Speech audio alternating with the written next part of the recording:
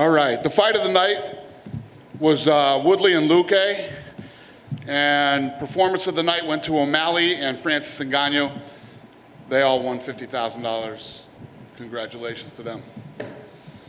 Dana, new heavyweight champion of the world. Pretty impressive stuff from Francis Ngannou. I mean, I think everybody's still soaking it in, but give us your initial reaction to that. Yeah, no, he looked damn good. He looked incredible, man. And obviously you saw a lot of things from him tonight that we hadn't seen from him in the past. Head kicks, leg kicks, really good grappling, takedown defense, scary. Yeah. It seemed a mature performance, right? I mean, it's so composed in there. We think of the power that he has, but he has a tendency to kind of rush and get a little wild sometimes. It felt like it was kind of like he's reached a new kind of mature level in his career. Did you feel that way watching him tonight? Did I feel like it was what? Like a mature performance from him. It was just much more patient and composed. Listen, he had that first fight with Stipe. He's had a lot of time to think about it, a lot of time to break down the tape and work on things that, he was deficient in the first fight, and he did his job. He looked damn good tonight. And, he even ate that big right hand that Stipe threw back at him when he was coming at him. It was a very impressive performance. Yeah. I know in his first rise to the top, he even admitted kind of that he got a little full of himself, and was feeling how he was. So now that he's on top of the world, what do you think? I mean, have you had time to talk to him or get a feel of what you think he's going to be like as a champion? I can't explain to you guys enough about how it's keeping your head together when you either get the title shot or once you get the title. There's a lot of things that go along with being the champion, and it's not as easy as just training and fighting anymore. There's a lot that goes with it. So, he got a little ahead of himself the first time. Let's see how he handles it this time. So far, so good. Yeah. And I got to ask you what appeals next, right? Because Stipe, we talked about it, greatest of all time. We said if he loses, he'd probably deserve a rematch, but man, the idea of a Jon Jones fight seems awfully exciting right now. And Jon came out, tweeted, said, "Show me the money." What appeals to you most? Because it seems like that would be an amazing super fight. If I'm Jon Jones and I'm home watching this fight, I start moving to 85. You think that's a fight that you'd like to put together next? I mean, I know we don't matchmake, but that sure does seem exciting. Listen, I can sit here all day and tell you, what show me the money mean. I tell you guys this all the time. If you can say you want to fight somebody, but do you really want to? Yeah. We could talk about this fight tonight, but I did want to ask you about a couple other great performances. Vicente Luque and Tyron Woodley, a great fight. I mean, a fight of the night in just one round. Just want to know what you think of both guys, right? Because it seemed like a key moment for Tyron, but that might have been the best we've seen him in forever. What's that question? What did you think about both those guys, Luque and Woodley? Because it was a great fight. Fight of the night. They came to fight. Both obviously Luque, a rising star, a kid on the up, and Woodley, who takes a lot of criticism. That kid came to fight tonight, and he went out on his shield tonight, man. He came in to fight. That's what I wanted to ask, because a lot of people said if Woodley lost tonight, maybe that's the end. But he looked good in there, right? I mean, you still want to see Tyron fight again? Listen, how old's Tyron now? 39. 39, that's 4 in a row. Yeah. Last thing I did want to ask you about was Sean O'Malley. Gets a performance of the night, bonus. Could have had one in the first round. So I just want to hear what you thought about the whole performance, right? Like, thought he had a walk-off and then ended up getting a walk-off anyway. What did you think about him as a whole? Yeah, he did it twice tonight. He looked good, coming back in after the Cheeto Vera fight, came in tonight against a real tough kid, tough, durable, and with serious punching power, and he put on a masterpiece tonight. I mean, he picked him apart, stayed on the outside, and basically did whatever he wanted to do. Hurt him, thought he finished him, and then finished him again in the third round. So you really couldn't put on a better performance than he did tonight. Dana, to your right. I walked in a little bit late, as you were already up there, so if you were asked this, I apologize. But just curious if you can comment on the poise and the patience that Francis showed tonight. Yeah, he was a completely different fighter. Like I said, we saw things from him that we'd never seen before. Head kicks, leg kicks, really good grappling, takedown defense. And he took his time and even ate that big right hand from Stipe. Yeah, he looked perfect tonight. You were upset with the way he approached the last fight, and you made your upset known. Did you have any conversation with him this time heading into the fight where you had the opposite sense that could you tell that he was going to come this way? I didn't. But after the fight, when I was up there, he came up to me and said, "Trust me, I'm a different person, and I said, "I trust you."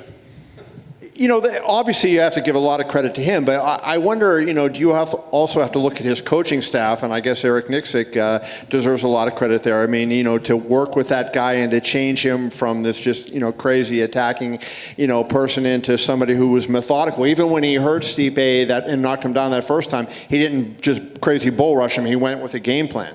Yeah, no, you're absolutely right. And when you think about his last 4 fights, he's demolished people immediately.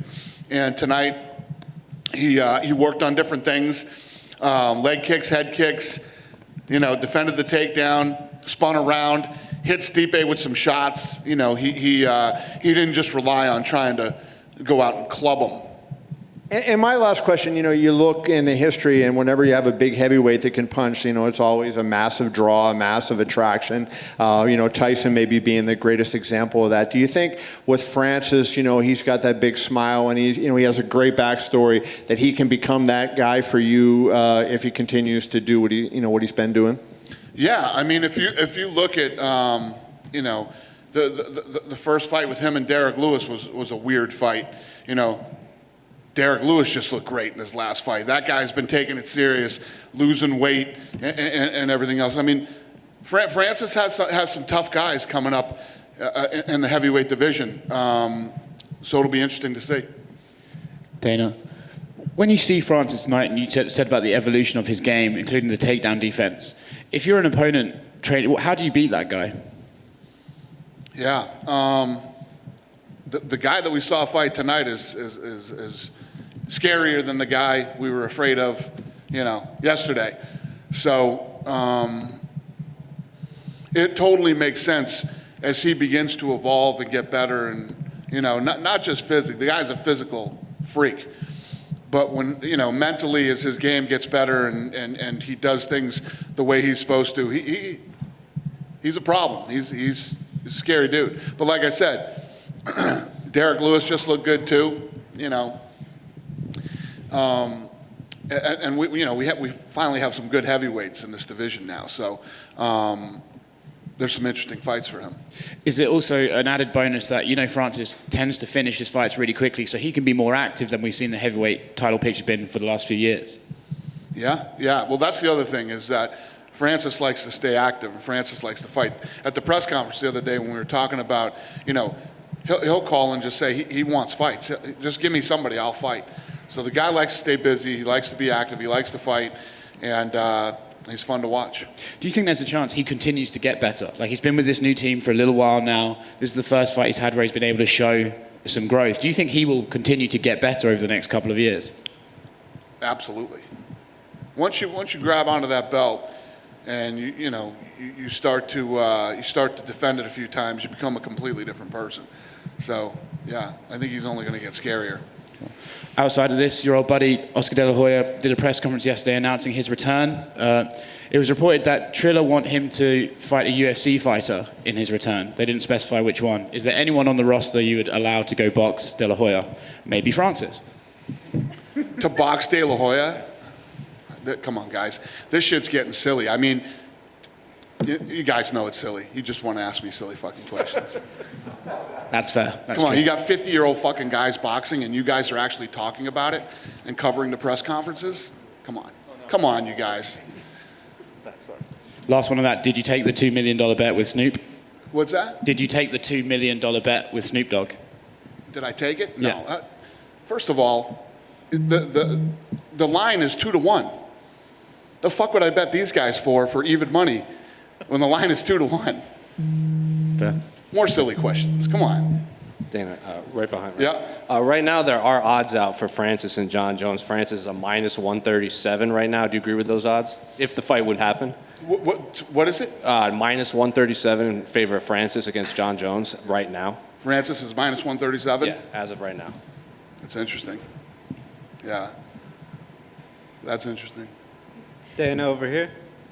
I noticed you had quite a few celebrities than usual at the Apex. I'm assuming a lot of people hit you up because they want to be back to see UFC live. How did you pick out, Machine Gun Kelly and them to be here live tonight? How did I pick them out? Yeah, because I'm assuming a lot of They people are called hitting me. you up to watch. When you call. Secondly, Miranda Maverick, great performance on the main card, one of the top prospects, only 23 years old. Just what do you see for her? She says she wants to be a top 10 fighter in 2021. Yeah, we'll keep her busy. Yeah.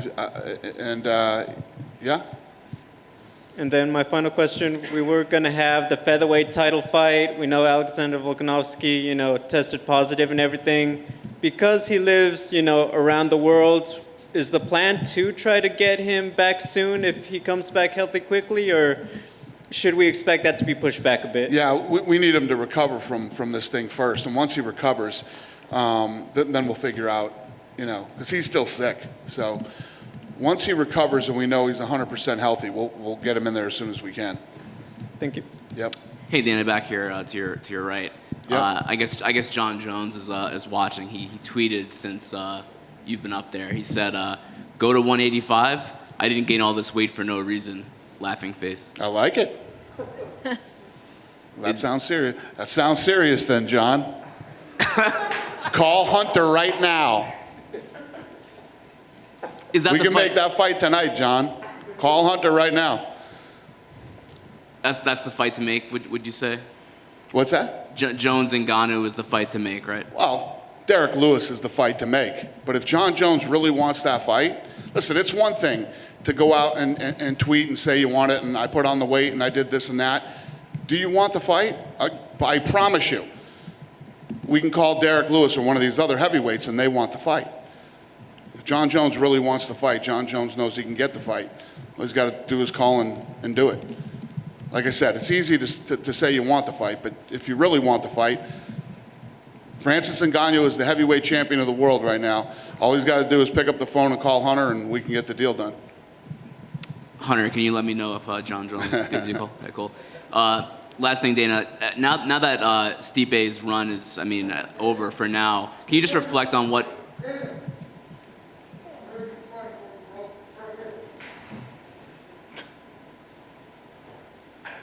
That was fucking weird, huh? Holy shit. What the hell was that all about? Send him to Huh? Oscar. What did he say to me? Send him to He's ready to fight for me? He doesn't look like he's in fighting shape. Poor guy. Anything else? Yeah. I just want to ask you if you could reflect on what Stipe has done over the last few years as the heavyweight champ. Oh, I'm sorry, say that again? I just want to see if you could reflect on what Stipe Miocic has done over the last few years as heavyweight champ. Yeah, I've had this weird relationship with Stipe, but I love Stipe, man. The guy's as solid as you can get, kept his job as a firefighter, is loved in his hometown, and will go down as the greatest heavyweight ever in UFC history, in the sports history, actually. And, tonight's Francis's first night. I don't know what the future holds for Stipe. Obviously after this fight, he's got to go home and, heal up, spend some time with his family, and then we'll talk about what's next for him. But, I have nothing but the utmost respect for Stipe Miocic and everything he's done in this sport and for this company. Hey Dana. With the star power of Francis Ngannou and cities opening back up, is there an ideal location you'd have him have his first title defense? For Francis? Yes. Where's his first title defense? Yeah, an ideal location with cities opening I don't back. know. We got to see as this stuff. What I'm hoping is we go to Jacksonville, then we go to Texas, and then Vegas, and then we just keep rolling. With full sold out events. So. Obviously, Francis would be a Vegas, New York City, Fight Island guy, you know what I mean? One of those locations. And lastly, with Sean O'Malley getting right back where he left off, I know he had the loss to Cheeto Vera. They've been barbing back and forth in social media. Do you see an opportunity for those two to run it back? Does that fight interest you? Yeah, I don't know. I mean, obviously, you can make that fight anytime. That one's always there. So, yeah, I don't know. I don't know what's next for either one of those guys. Dana, just one question for me. Hi. This is the last pay-per-view scheduled in Las Vegas before you hit the road. Is it conceivable that you could come back for a pay-per-view event at Apex this year? Do we think we'll do a pay-per-view here again? Yeah, I hope this not. year. I hope not. Would listen, any listen, don't get me wrong. This is amazing. I'm sure it's a lot easier for you guys too. We pull right in the parking lot, we roll in. You know what this is kind of like? Everybody who's getting lazy and used to working at home, where you don't really have to put, you leave your pajama bottoms on, put a nice top on, sit in front of your computer screen and Zoom somebody. It's the easy, lazy way to do things, but this isn't the right thing to do. We should be in sold out arenas, fans packed, going crazy. And unfortunately, we'll all have to start traveling to all these cities again. But that's the right thing to do. This is the easy, lazy thing to do. And it's nice. And it was awesome while it lasted. But hopefully this is over. There are also 2 events on the schedule. Are those events, could they be moved as well? Are you looking to move them? Next two. There's the 10th that's here, and I believe the 17th. Yeah. Yeah, so it's funny, great question, actually, because we've had this debate that's going on right now at the office with the fight nights. Do we stay here with the fight nights for a while again? You know what? So Monday, I have a meeting on this on Monday, right? This shit should be together on Monday. Call me Monday. Will do. I'm giving you this story. Call me I Monday. appreciate that. The guy that came in here, perhaps he should go fight Oscar De La Hoya. You think you could see that? Yeah. He wants to fight. Yeah. Dana, UFC 264 on July 10th, I believe it is. Could that possibly be at the T-Mobile Arena here? I hope so. That's the plan. That's the plan. And could that be Conor versus Poirier on there? I hope so. Okay. We all hope so. Dana, just one. With the world sort of opening back up, is the plan still to create a hotel next door in the property? Is that sort of getting shelved? Yep. I got so much stuff planned. I can't wait to share with you guys, and hopefully in the next month and a half, I'll hold a press conference with you guys and show you everything that we're working on, and I'm excited about it. Appreciate it. Cool. Dana, for that July event, could Justin Gaethje co-main in case he had to step in for one of the guys, Poirier or McGregor?